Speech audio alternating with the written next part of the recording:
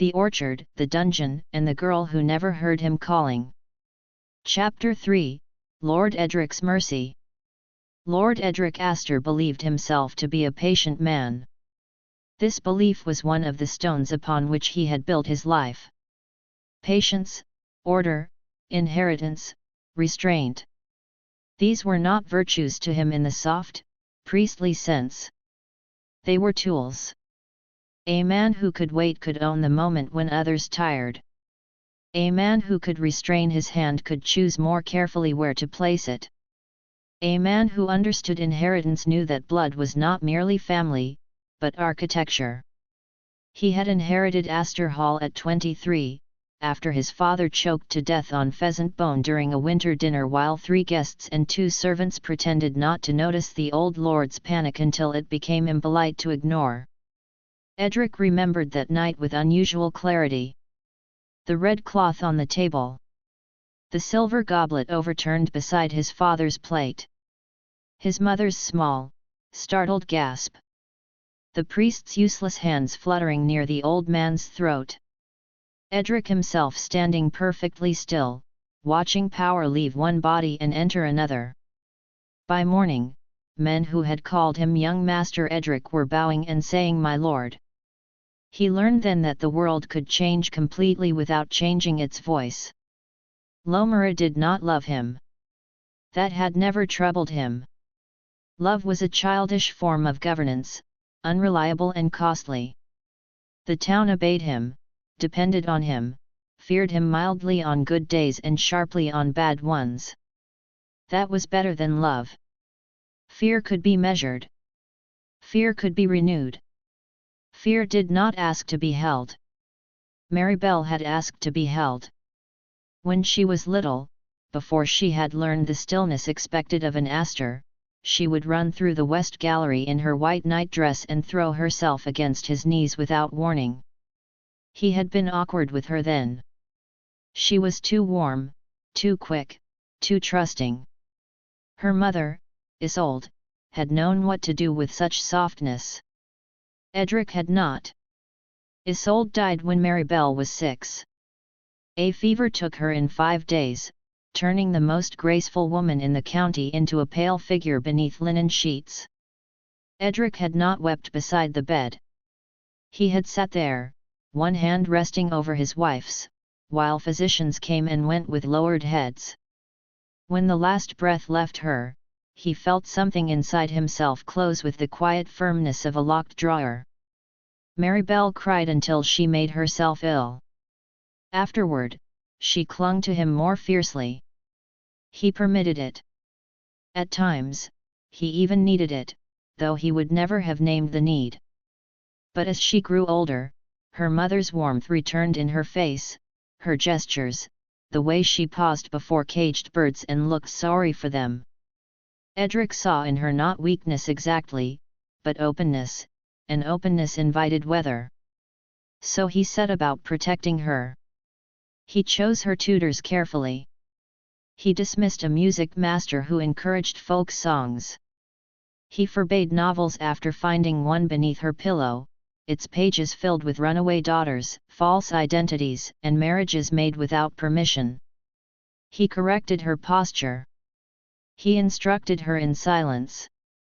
He taught her that a room could be read like a treaty, who sat, who stood, who spoke first, who watched the door. She learned well enough to perform obedience. He had mistaken that, for a time, for obedience itself. Captain Garin Pike found him in the small library shortly after dawn, where Edric had been awake since leaving the lower corridors. The library faced east, and the early light entered reluctantly through rain-specked glass. Shelves of ledgers, logbooks, estate records, and old family correspondence rose from floor to ceiling. It was not a room for leisure. It was a room where the dead continued giving instructions. Garin stood just inside the door and waited to be acknowledged. Edric turned a page in the tenant account book before him. "Name," he said. "Elias Seldo." The quill in Edric's hand paused. "Seldo," he repeated. Widow's son. Mudfields east of the mill road. Father dead 7 years. Farm holds under Aster lease. I know the holding. Yes, my lord. Edric dipped the quill and wrote a note beside a column of overdue seed credit. The ink darkened the paper with satisfying precision. How long? Uncertain. Enough for familiarity. The orchard has been used more than once. The word orchard sat unpleasantly in the room. St. Ara's orchard had belonged to the chapel before the chapel roof failed, and no one thought repair worth the expense. Edric had allowed the trees to remain because old women liked to gather windfall apples there, and denying them would have produced more complaint than profit. Now the place seemed, in retrospect, improperly neglected. Neglect bred privacy. Privacy bred disobedience. And you saw them? Yes, my lord. Clearly. Yes. Edric looked up. Tell me. Garin was not a poetic man, one of his better qualities. He described what he had seen in plain terms. The girl arriving under cloak. The boy waiting. The conversation too distant to hear. The embrace. The kiss. The length of their remaining together. Their departure separately. His voice did not change. Edric appreciated that. Disgust, pity, eagerness, amusement each would have required correction. When Garin finished, rain ticked against the window in small uneven taps. Has anyone else seen? Edric asked. I do not know. The boy has a friend, Tomas Reed. They speak often. Widow Seldo may suspect. Lady Serapha suspects something, though not the name. Lady Serapha suspects illness in flowers. Garin wisely did not answer. Edric closed the ledger. There were many ways to handle a matter like this, most of them crude. He could confront Maribel. She would deny, then defend, then weep, and every tear would make the boy larger in her imagination. He could confine her to her rooms. She would turn martyrdom into memory, feeding the attachment with every hour she spent at the window. He could send her at once to the Halbrecks. That might solve the marriage question while leaving resentment to ripen into future rebellion. He could arrest the boy publicly. No. That would give the thing a shape. A farm boy dragged through Lowmere under accusation would become gossip by noon, ballad by night, grievance by winter. Poor people cherished other poor people's punishments when they could pretend there was romance in them. Even those who laughed at the boy would remember his name. Elias Seldo did not deserve a name in this matter. He deserved absence. Edric rose. His knee stiffened as it often did in damp weather, but he ignored it. The body's complaints were of no administrative interest. Bring me Ven, he said. Now, my lord. Now. Clerk Osric Ven arrived 20 minutes later, smelling faintly of ink, wool, and fear. He was a narrow man with thinning blonde hair combed flat across his scalp, a pointed chin, and the careful posture of someone who had survived by becoming useful to stronger men. He bowed too low. My lord. Seldo holding, Edric said. Ven blinked, then adjusted quickly. East Mudfields. Widow Mary Seldo. One son, Elias. 2 goats, 1 plough horse, poor condition, partial barley yield last season due to flooding. Debts. Seed credit outstanding. Roof timber unpaid. Tax burden light by your generosity, my lord. Edric gave him a look. Ven swallowed. By current assessment. Could the holding sustain itself if the son left? No, my lord. The widow is not strong. She has a cough. Their neighbor Reed may assist for a week or two, but his own fields are poor. Would they leave Lowmere? Unlikely. No coin. No kin nearby. Edric walked to the window. Below, the inner courtyard shone dark with rain. A stable boy hurried across the stones with his collar pulled high, unaware that a family's fate was being measured above him between ledgers and glass. "Prepare a notice," Edric said. "Elias Seldo has accepted seasonal labor in Marowak." He departed before dawn to improve his family's prospects. Ven's eyes flickered. To his credit, he did not ask the obvious question. "Yes, my lord." "Make it dull." "Dullness is persuasive." "Have the miller hear it from a carter." "Have the carter hear it from someone who saw the boy near the east road." "Give the rumor 3 mouths before noon." "Yes, my lord." Mary Seldo will be told her son left quickly and sent word through Thomas Reed. At that, Garin glanced toward Edric. Ven went still. "My lord," the clerk said carefully, "Thomas Reed may deny it." "Then do not put the words in his mouth directly. Say he knew of the possibility. Say Elias spoke of harvest work. Say young men are impulsive and poor ones desperate. Let people complete the lie themselves." Ven nodded slowly. He understood that kind of craftsmanship. A clumsy lie required defense. A useful one invited the listener to add mortar. "And if the widow appeals?" Ven asked. "She will be permitted to appeal." "Permitted, my lord." Edric turned from the window. "She may come to the outer office. She may cry. She may accuse uncertainty. You will express concern. You will explain that young men often mistake silence for kindness. You will offer to reduce her next grain tithe by 1 sack in light of hardship." Ven's face cleared. He had found the shape of his role. "A generous gesture," he said. "A visible one." "Yes, my lord." Edric dismissed him with a movement of 2 fingers. When Ven left, Garin remained. The captain had served 3 generations of Asters, first as a guard, then as houndmaster, then as the man trusted with quiet tasks. He was broad through the shoulders, plain-faced, and marked by an old scar near his jaw where a poacher's hook had caught him 20 years before. He had 1 living daughter, married to a cooper in Bellwether. Edric had never asked whether he loved her. Men like Garin did not require such questions to do what was ordered. "You disapprove?" Edric asked. "No, my lord." "You hesitated."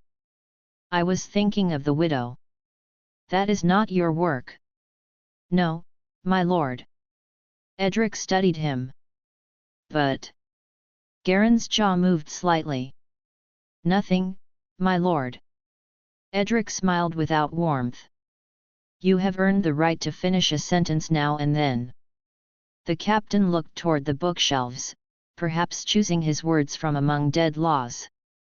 "If the boy vanishes," Garin said, "some may look for him. People look badly when they are poor. They lack time. The mother may not stop." "No," Edric said. "She may not." A faint memory moved through him, Maribel at 8 years old, hiding beneath the dining table because a maid had been dismissed for breaking a porcelain dish. The girl had refused supper until Edric sent coin after the maid. Isolde would have found the scene tender. Edric had found it instructive. Mercy could become a lever in a child's hand if one allowed it. Mary Seldo might be the same sort. Stubborn through love. He would account for her. "The widow is not to be harmed," Edric said. "Nor the Reed boy. Fear moves best when it is imagined rather than shown. Make enough uncertainty around Elias that certainty begins to feel foolish." Garin nodded. "And Elias?" he asked. Edric returned to the desk. On it lay an old map of Aster Hall's lower construction, drawn before the south wing had been added. He touched one thin line with his forefinger. The old wine cell beneath the east tower. Garen's brow tightened slightly. It has not held prisoners in years. All the better. No one will think of it. There is a ventilation shaft. I know. It rises behind the carved vent in Lady Maribel's chamber. I know that as well. This time Garen did not hide his surprise quickly enough. Edric looked at him. You think it accidental? No, my lord. The shaft had been built generations earlier, when Aster Hall was less manor than fortress and men feared smoke, siege, sickness, and one another with equal industry. Air passed strangely through the old bones of the house. Most vents had been closed or covered as rooms were remodeled, but one remained in Maribel's chamber, disguised with an ornamental grille and a layer of clear resin placed behind it decades ago to stop insects and drafts. From inside the room, it looked like polished glass shadowed by ironwork. From below, through the narrow angle of the shaft, a man could see. Not much. Enough. Edric had discovered the line of sight as a boy, hiding in the lower passages from his tutor. For 3 minutes, he had seen his mother sitting at her dressing table above, brushing her hair with slow, tired strokes. He had called out once. She had not heard. The shaft swallowed sound upward and gave nothing back. He had never forgotten. The chamber will keep him contained, Edric said. Garen's face had settled again into discipline, but his silence had weight. Edric heard the unasked question and chose to answer it. My daughter must be cured of fantasy without being given a wound she can admire. If the boy dies on the road, she may mourn him. If he is beaten and displayed, she may pity him. If he is sent away, she may wait for him. And if he simply leaves, then she will hate him. The words pleased Edric by their neatness. Hate was useful. Hate broke the thread from the other end. Better yet, it would appear to come from Maribel herself. Her pride would do what locks could not. Her humiliation would become cooperation. A young woman might defy a father for love. She would rarely defy herself for a man she believed had abandoned her.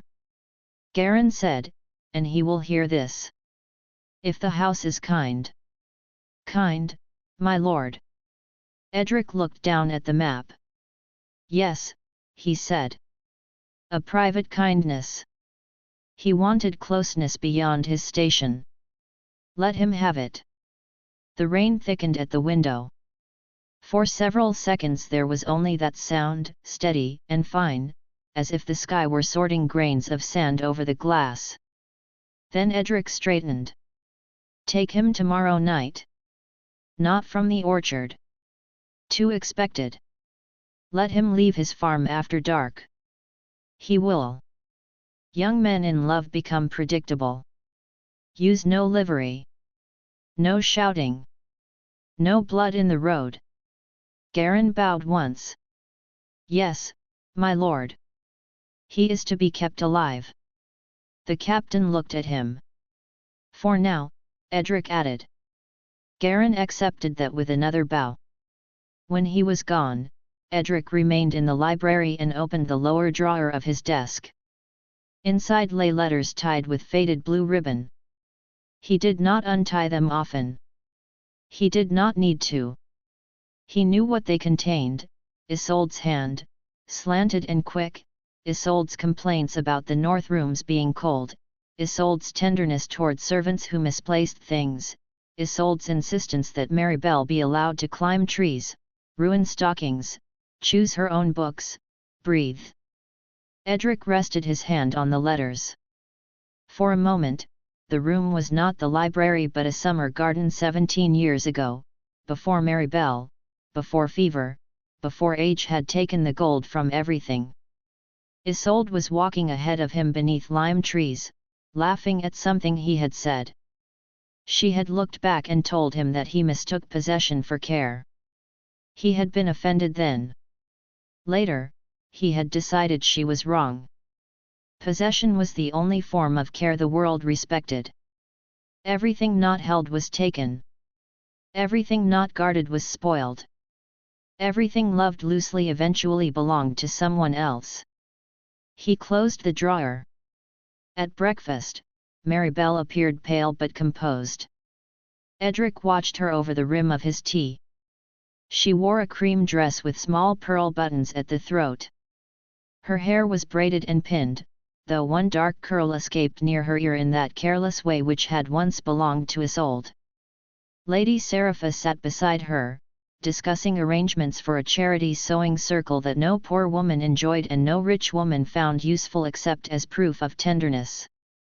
Maribel buttered half a slice of toast and did not eat it. "Did you sleep?" Edric asked. She looked up too quickly. "Yes, father." "A lie." "Small and immediate." "Good." Lady Serapha smiled thinly. "A young lady's complexion is governed by rest as much as breeding." Maribel set down her knife. "Then I am doomed on one count."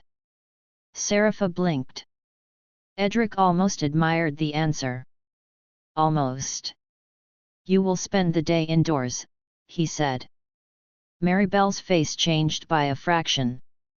"The day? The roads are wet. I was hoping to visit the chapel." "There is no service." "I know." "Then there is no need."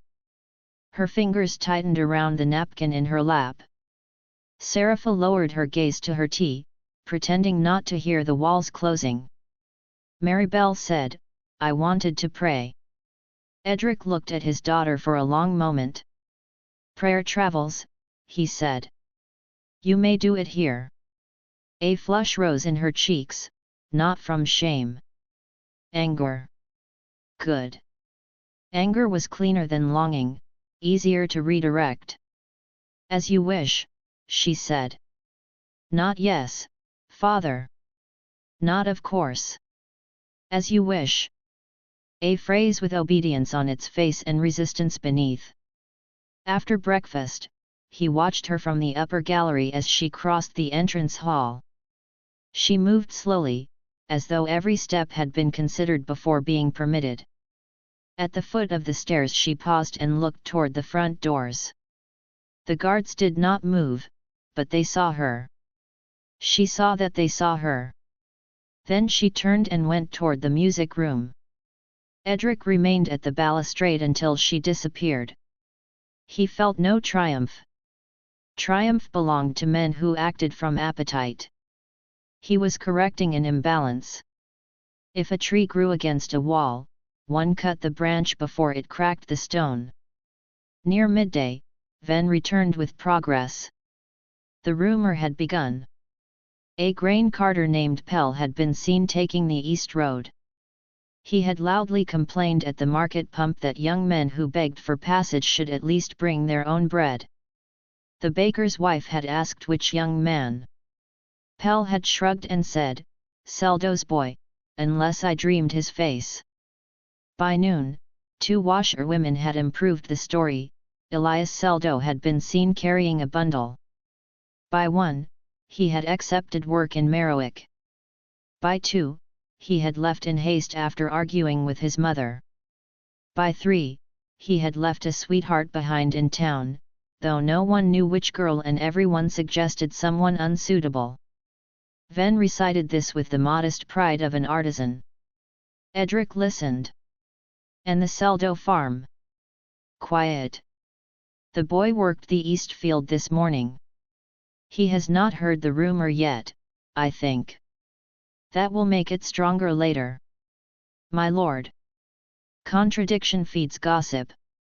Let a man stand in front of people who have already imagined him gone, and when he disappears afterward, they will feel they predicted it. Ven nodded, though he did not entirely understand. That was fine. A tool did not need to comprehend the hand. By late afternoon, the rain cleared.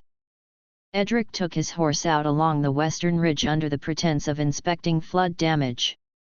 Garin accompanied him at a distance. The fields below shone under broken sunlight, long strips of wet earth divided by low stone walls. Smoke rose from cottage chimneys. Men moved through the mud, bent-backed and small, too occupied with survival to know how often their lives were decided from higher ground. The Seldo farm sat beyond a stand of alder trees. From the ridge, Edric could see the house clearly. A sagging roof. A fenced vegetable patch. 2 goats nosing at a trough. A thin line of laundry snapping in the wind. In the field, Elias Seldo worked beside Mary Seldo. The boy was taller than Edric had expected. That annoyed him slightly. There was no reason it should. The boy's height did not alter his station, his prospects, his value. Yet Edric found himself displeased by the visible strength in him, by the easy way he lifted a water pail, by how he turned when his mother spoke. Maribel's imagination had not chosen some hunched, ridiculous figure. It had chosen a boy with sunlight on his hair and youth in every careless movement. Garin rode up beside him. "That is him," the captain said. "I gathered. He is well liked." "By whom?" "Those who know him." Edric watched Elias laugh at something his mother said. Mary swatted his arm with a rag, and he ducked, grinning. "How fortunate for him," Edric said. Garin fell silent. Edric did not like the farm. He had seen countless poor holdings. Poverty usually presented itself either as filth or pleading. The Seldo farm did neither. It was poor, certainly, but ordered. Tools hung under the lean-to. The fence, though patched from mismatched wood, stood upright. The vegetable rows were straight. Even the laundry had been pinned with care. Dignity, Edric thought, was an inconvenient trait in tenants. It encouraged them to mistake endurance for equality. Mary Seldo looked up toward the ridge. For a moment, across the distance, she seemed to see him. It was impossible to read her expression clearly, but Edric felt something pass between them all the same. Recognition, perhaps. Not of his face. Of his purpose. She placed one hand on her son's shoulder. Elias turned too late. By then Edric had guided his horse away. The road back to Aster Hall wound through wet hedgerows and rising mist. Garin rode behind him without speaking. Edric preferred it that way. A plan had a purity before execution, like snow before footprints. Near the lower gate, they passed Lord Halbrecht's messenger arriving with a sealed letter. Edric took it in the entrance hall, broke the seal with his thumb, and read while a footman waited to take his riding gloves. Halbrecht's son would be pleased to visit within the fortnight. Excellent. A visible suitor would assist the cure. Maribel's anger would have somewhere respectable to go. If she believed Elias had fled because he tired of difficulty, or because a farm boy's desire burned quickly and then sought easier warmth, her pride would make Halbrecht's son appear less like a cage and more like a door away from humiliation. Edric went to the music room. Maribel sat at the pianoforte, though she was not playing. Sheet music stood open before her. Her hands rested in her lap. Afternoon light fell over her face, leaving half of it bright and half shadowed. "You stopped," he said from the doorway. Her shoulders tightened before she turned. "I was thinking." A dangerous use of silence.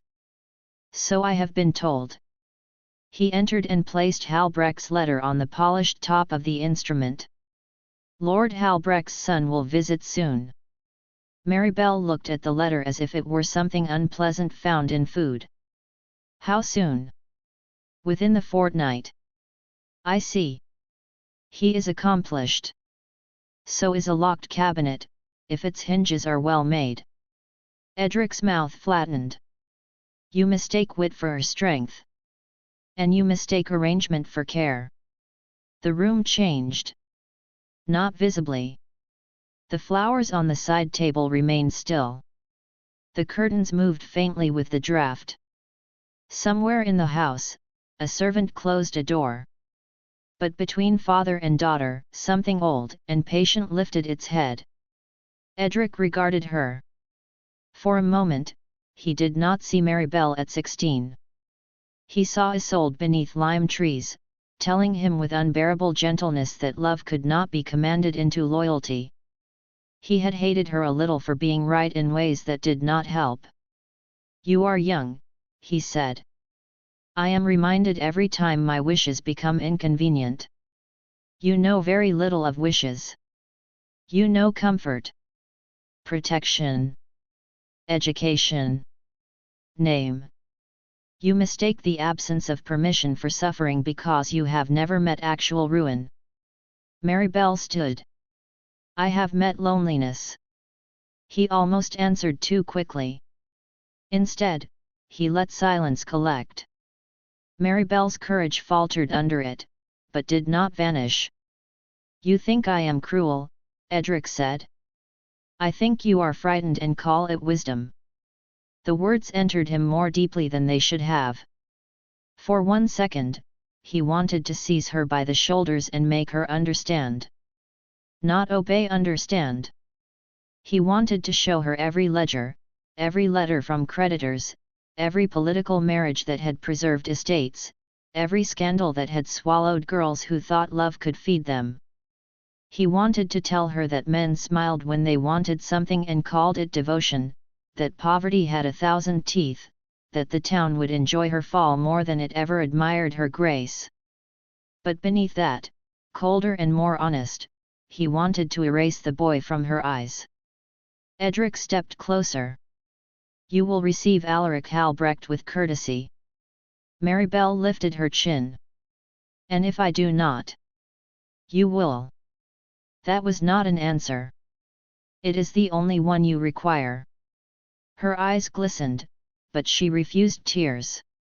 She had always been proud in her weeping, even as a child, turning her face away as if grief were an indecency. May I go? She asked. No. She laughed once, softly. No to leaving the room. No to leaving this conversation believing you have won something by defiance. I am not trying to win. No, Edric said. You are trying to be seen. That struck her. He watched it happen, the slight parting of her lips, the unguarded hurt, the way she looked suddenly younger. For an instant, he regretted the precision of it. Then he used it. You think disobedience makes you real, he continued. You think a secret gives you a self untouched by this house. But secrets are not freedom, Maribel. They are merely cages built without permission. Color left her face. He knew then that she understood he knew enough, though not how much. Father, she said carefully, what have you done? Nothing that need concern you. What have you done? Her voice rose on the second question. Edric walked to the door. You will dine in your room tonight. Lady Serapha will sit with you after supper. Maribel moved after him. Tell me. He opened the door and spoke to the guard outside. Lady Maribel is not to leave the south wing without my permission. The guard bowed. Behind Edric, Maribel went very still. You cannot do this, she said. He turned back to her. That phrase. That childish, eternal phrase of the powerless and the surprised. You cannot do this. As if the world were bound by their inability to imagine its disobedience. My dear, Edric said, not unkindly, you have never known what I can do. He left her there. That night, dinner was served in the formal hall, though only Edric and Lady Serapha attended. The long table stretched absurdly between them, set for more importance than the room contained. Candles burned in silver branches. Rainwater tapped steadily from the eaves outside. Servants moved softly against panelled walls. Serapha sliced her pheasant into delicate pieces. "She is spirited," she said. "She is indulged. With respect, my lord, those are sometimes twins." Edric looked at her. Lady Serapha had been in Aster's service since Maribel was 10. She was vain, severe, socially anxious, and loyal in the manner of people who have nowhere better to go. Edric had chosen her because she lacked imagination. Imagination in chaperones caused softness. "You have failed to watch her," he said. Serapha's knife paused. "My lord, You will correct this." Her face tightened around the humiliation. "Yes, my lord. You will not question her. You will not accuse. You will not mention orchards, boys, romance, disgrace, or marriage unless I introduce the subject first." "Yes, my lord. You will be present. That is all." Serapha swallowed. "And if she refuses my presence?" Edric cut into his meat. "Then remain present while being refused." The meal continued in silence. Afterward, Edric went again to the lower corridors. He took no candle from the servants' hall. Garin waited at the stair with a lantern already lit. Together they descended past the wine stores, past the old laundry rooms, past the disused cistern where the walls sweated in every season. The air cooled around them. Sounds from the house thinned until the world above felt less like a place than a rumor. At the old wine cell, Garin unlocked the door.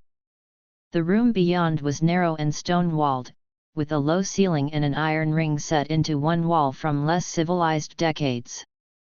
Edric had ordered a pallet placed there, along with a bucket, a water jug, and a heel of bread. No chains. Not yet. The door would be enough at first. High on one wall, nearly hidden in shadow, was the opening of the ventilation shaft. A man could stand beneath it and look up through the angled dark. At the far end, if the lamp above was lit, one could see the back of Maribel's vent, the thick, clear resin, old but flawless, sealing the passage while permitting sight. Beyond it lay hints of cream-colored wall, a narrow slice of bedpost, the edge of a wardrobe mirror. Enough. Edric studied the cell. "Clean," he said. "I had it scrubbed." "Good."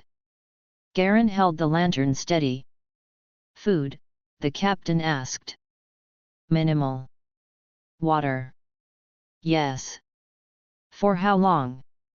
Edric looked up toward the faint pale square of the sealed vent. There was a softness somewhere in him. He knew it because he felt it struggle at times. It had Maribel's infant hand wrapped around one finger. It had Isolde's voice saying his name in the dark.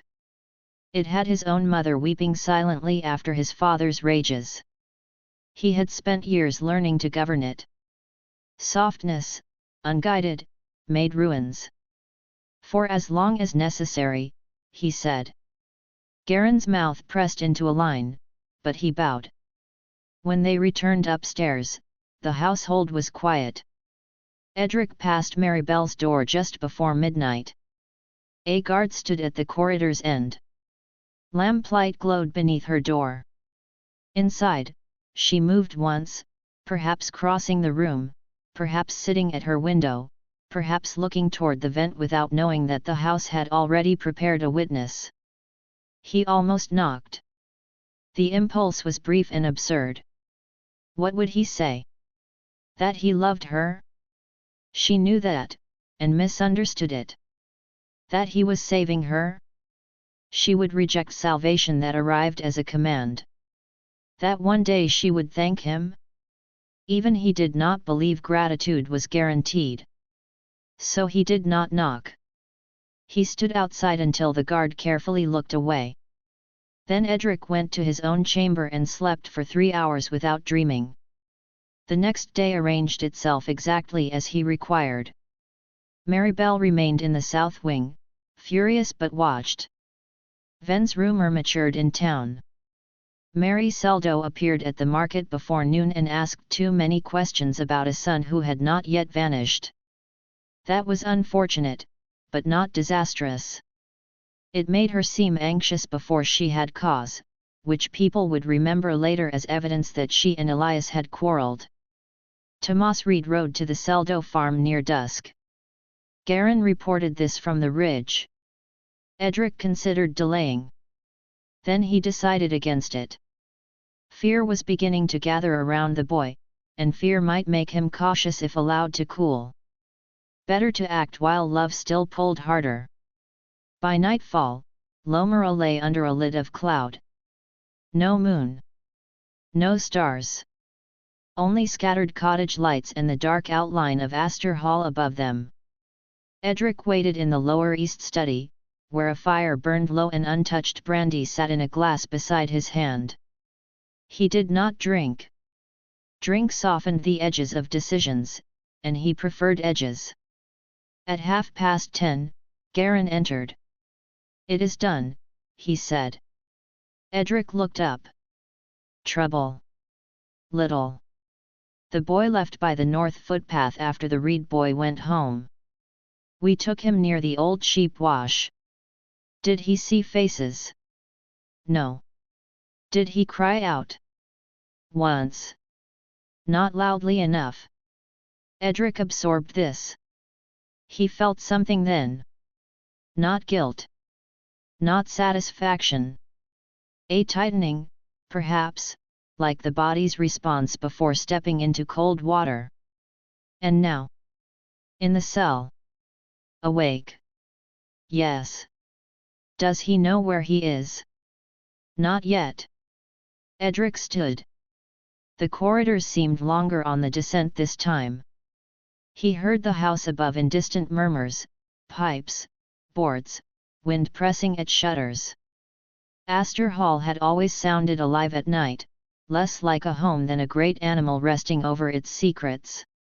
At the iron door, Garin gave him the key. Edric entered alone. Elias Seldo stood near the far wall. His hands were tied before him, though not tightly. There was a bruise darkening along his cheek from the struggle at the sheep wash. His shirt was torn at one shoulder. Damp hair clung to his forehead. He looked afraid, angry, and still half certain that reason had a place in the room. Good, Edric thought. Let reason die first. Elias stared at him. For several seconds, neither spoke. Then the boy said, "Lord Aster." "No, my lord." Edric noticed. "You know why you are here," Edric said. Elias's jaw tightened. "Where is Maribel?" The use of her name without title moved through Edric like a blade drawn slowly from a sheath. "You will not say her name again." "Where is she?" "Safe." "Does she know?" Edric walked farther into the cell, keeping enough distance that the boy could not imagine an honest fight. "She knows you are gone." Elias went still. "What did you tell her?" "Nothing yet." "Then let me speak to her." "No. Please." The word came quickly, torn from pride before pride could stop it. Edric studied him. There it was, the first fracture. Not large. Enough. "You misunderstand your position," he said. Elias stepped forward. "And you misunderstand her if you think this will make her obey you." "On the contrary. I understand my daughter very well." "You don't." The boy said it with such conviction that Edric felt a quiet dislike sharpen into something cleaner. "You have known her for weeks," Edric said. "I have known her since her first breath." "Then how do you not know when she's miserable?" The cell chilled. Edric did not move. Elias seemed to realize he had struck something, because fear flashed in his eyes. Yet he did not retreat. "She is not a thing you can lock up until it wants what you want," Elias said. "How touching. A farm boy lectures me on liberty after creeping after my daughter in an abandoned orchard. She came because she wanted to. She came because she is young. So am I." "Yes," Edric said. "And poor. That is the part you forgot." Elias's face flushed. "I never lied to her about that." "No. You merely allowed her to imagine poverty as weather. Uncomfortable, picturesque, survivable with enough sincerity. Did you tell her about debt? About childbirth in cold rooms? About burying infants in soil too frozen to dig? About women who age 10 years between harvests? Did you explain what romance costs when there is no servant to carry the consequences away?" Elias's mouth opened, then closed. Edric stepped closer. "You offered her a dream in which you were the only price. That was dishonest. I offered her myself. And that is nothing." The words hit. Edric saw them hit, saw the boy's shoulders draw in as if against cold. For the first time, Elias looked his age. Then he lifted his head again. "If I'm nothing," he said, voice rough, "why are you afraid of me?" Edric's hand twitched once at his side. A less disciplined man might have struck him. Instead, Edric smiled. "I am not afraid of smoke because it is strong," he said. "I clear it because it dirties the room." Elias lunged. He had no plan. Bound hands, little space, no weapon. Only fury. Edric stepped aside as Garin entered at once from beyond the door. The captain caught Elias hard and turned him into the wall, not brutally but efficiently. Elias struggled, breathing sharply through his teeth. "Careful," Edric said. "He must stand." Garin held him until the fight drained enough to become trembling. Edric looked toward the vent shaft. "Raise him." Garin hesitated. "Now." The captain pulled a wooden crate beneath the shaft and forced Elias up onto it. Elias resisted until he glanced upward. Then resistance vanished. Through the dark, through the narrow old throat of the house, through the clear sealed square above, lamplight glowed. Maribel's room. She was there. Not fully visible. Only fragments at first, the hem of her pale dressing gown, the movement of her shadow across the wall, one hand resting briefly on the carved end of her bed. She was pacing. Alive. Near. Elias made a sound that was not quite her name. He rose higher on his toes, straining toward the shaft. "Maribel," he shouted. The sound crashed inside the cell and died there. Above, Maribel did not turn. She continued pacing. Elias stared. "Maribel," he shouted again, louder, the word breaking at the end. Nothing. No startled pause. No glance toward the vent. No sign that his voice had entered her world at all. Edric watched understanding arrive. It was not immediate. The mind resisted certain designs. Elias called again, then struck the wall beneath the shaft with his bound fists. He shouted until his throat roughened. He pressed his face upward, eyes wide, as if need itself could become sound enough to pierce resin and stone. Maribel sat on the edge of her bed. She put both hands over her face. Elias stopped shouting. The room held him in that silence. Edric spoke softly. "She cannot hear you." Elias did not look down. "She will never hear you from here." The boy's breathing turned ragged. Maribel lowered her hands above. From the angle of the shaft, her face was visible now, blurred slightly by the clear barrier but unmistakable. She looked exhausted, angry, hurt, beautiful in the careless, dangerous way young grief could make a face seem lit from within. Elias whispered, "What did you tell her?" "Nothing yet," Edric said. "In time, she will hear what everyone hears. That you left Lowmere. That you went east for work. That you did not say goodbye. No. She will wait at first.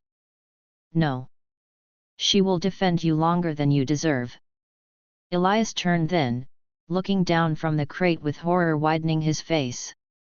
"You can't." There was that phrase again. Edric almost sighed. "She will make excuses. She will imagine injury, duty, misunderstanding. Then days will pass. No message. No witness. No return. Love, deprived of proof, begins to feed on itself. Eventually it grows teeth." Elias shook his head. "Let me send one letter." "No."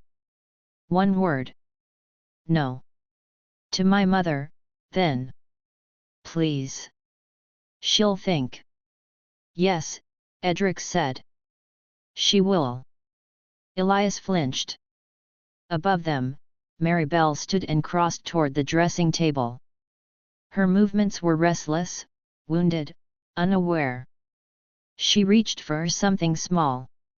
A folded paper, perhaps. She held it, then pressed it to her mouth. Elias saw. His whole face changed. "That's mine," he whispered.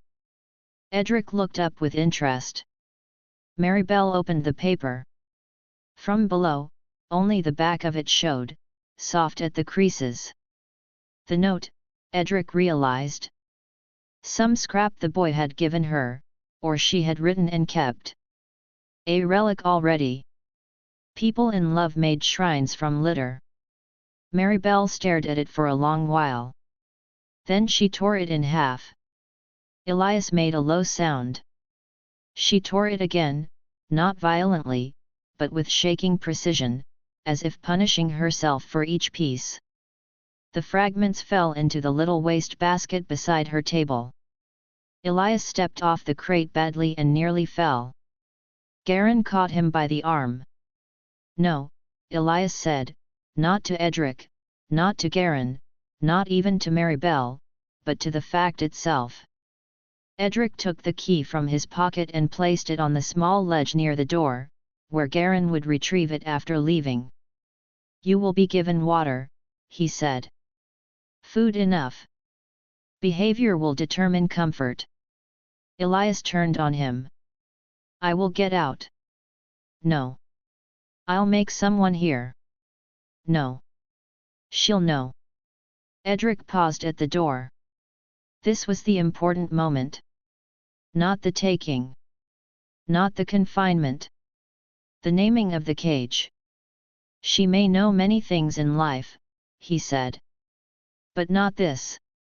Elias stood in the center of the cell, hands bound, face lifted toward that pale unreachable square where Maribel moved inside her lamplit room.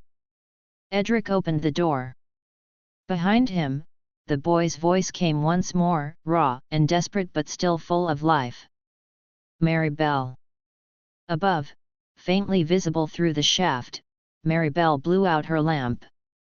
Darkness took her room first. Then Garin closed the cell door, and darkness took Elias too.